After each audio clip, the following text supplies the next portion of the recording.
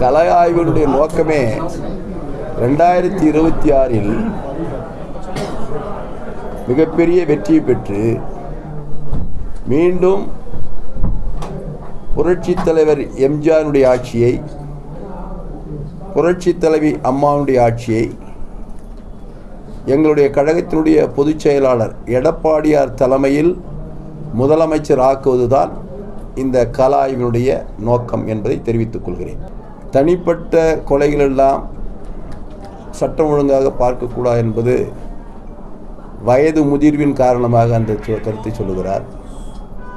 ஒரு பொது இடத்திலே, மக்கள் நடமாட்டுகின்ற இடத்திலே ஒருவன் வந்து வெட்டுகிறான் என்று சொன்னால் அவனுக்கு இந்த சட்டம் ஒழுங்கின் மீது எவ்வளவு அவநம்பிக்கை ஏற்பட்டிருக்க வேண்டும். இங்கே வெட்டினாலும் கேட்பதற்கு ஆள் இல்லை என்ற மனநிலையில் அவன் வந்துவிட்ட காரணத்தினால்தான் அவன் வெட்டுகிறான். அந்த மனநிலை இல்லாமல் அவன் பயப்படக்கூடிய நிலையிலே அவன் இருந்திருந்தால் நிச்சயமாக அவன் வெட்டியிருக்க மாட்டான். இதே நிகழ்ச்சி எங்களுடைய போற்றுதலுக்குரிய எடப்பாடியார் முதலமைச்சராக என்ற பொழுது இது போன்ற வன்முறைகள் நடந்ததா என்பதை திரு எஸ்.ஆர். பாரதி அவர்களை நான் கேட்க விரும்புகிறேன். கூட்டணி காலம் பொழுது கனியும். இந்த ஆய்வுக் கூட்டத்தை என்பது பொறுத்தவரையில் எங்களுடைய தொண்டர்களை வேகப்படுத்துவதற்கும் அவர்களுக்கு உற்சாகப்படுத்துவதற்காகத்தான் இந்த ஆய்வுக் கூட்டம். கேள்வி அவருக்கு சொல்ல வேண்டிய பதில் அவசியம் இல்லை, ஆனாலும் கூட சொல்லக்கூடிய அளவிலே அவர் கேள்வியை கேட்டிருக்கிறார். அவர் சொல்லியிருக்கிறார் என்னன்னா, உதயநிதி ஸ்டாலின் இளைஞர், அண்ணாமலை இளைஞர், விஜய் இளைஞர். உதயநிதி ஸ்டாலின் என்பவர் யார்? வாரிசு அரசியல். தாத்தா, அப்பன், மகன், வாரிசு அரசியல். தியாகம் செய்து அந்த இளைஞர் அந்த இடத்திற்கு வரவில்லை. அண்ணாமலை என்பவர் யார்? ஒரு தேசிய கட்சியினுடைய பிரதிநிதி. 3 ஆண்டுகளுக்கு ஒரு முறை இருப்பார், அவர் போய்விடுவார், அடுத்த நாள் கூட எடுத்து விடலாம். விஜய் என்பவர் இப்பொழுது ஒரு கட்சியை துவக்கியிருக்கிறார்.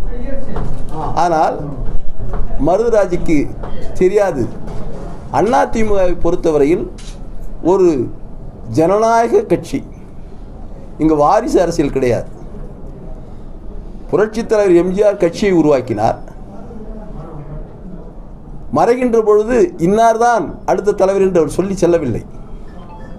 அடுத்த தலைவர் தானாகவே உருவாகினார், புரட்சித் தலைவி அம்மா அவர்கள். புரட்சித் தலைவி அம்மா அவர்கள் மறைகின்ற பொழுது அடுத்த தலைவர், அடுத்த வாரிசு இவர்தான் என்று புரட்சித் தலைவி சொல்லவில்லை. எப்படி கருணாநிதி வாரிசு ஸ்டாலின் என்று சொன்னாரோ, ஸ்டாலின் வாரிசு உதயநிதி ஸ்டாலின் என்று சொல்கிறாரோ, அதை போல எங்கள் தலைவர்கள் சொல்லவில்லை. அடுத்து புரட்சித் தலைவர் மறைவுக்கு பின்பு அனைவரும் சேர்ந்து இன்று பொதுச் செயலாளர் எடப்பாடியாரை நாங்கள் ஏற்றுக்கொண்டிருக்கிறோம். அடுத்த தலைமுறை வருகின்ற பொழுது தானாக தோன்றும். இப்படி ஜனநாயக முறைப்படி உழைக்கின்றவன் எந்த இடத்திருந்தாலும் உயர்ந்த இடத்திற்கு வரக்கூடிய ஒரே கட்சி அண்ணா திராவிட முன்னேற்றக் கழகம். அதற்கு உதாரணம் நாங்களே. அவருக்கு என்ன தெரியும்? முதியோர் இல்லத்தை பற்றி பேசுகிறாரு. அவர் ஏதோ விரக்தியில் வந்து தேவையில்லாத பேசிட்டு இருக்காரு, யாரையோ திருப்திப்படுத்துறதுக்காக பேசுகிறார். அந்த அறிவாளிக்கு இதை சொல்லுங்கள். இதை நீங்கள் தான் சொல்லிட்டு இருக்கிறீங்க. நாங்கள் எங்கள் கட்சி வேலையை பண்ணிட்டு இருக்கோம்.